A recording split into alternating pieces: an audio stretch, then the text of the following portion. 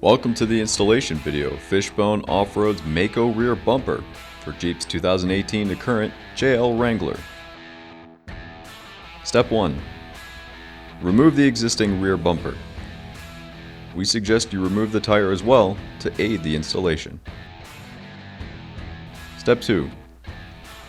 If your former bumper has sensors, remove them in order, left to right, 1 through 4. If not, skip to Step 3. Step 3.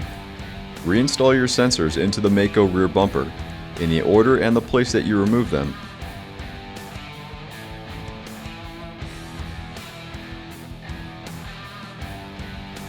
If you don't have sensors, fill the empty spaces with the provided dummy plugs.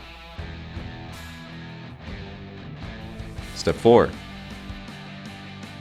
Insert the provided nut plate into the right opening of the rear cross member and align it with the first 2 bottom holes. Step 5. Place the bumper onto the rear frame cross member. Loosely secure it by reinstalling the 2 21mm body frame bolts. It will need to be adjusted later. Step 6.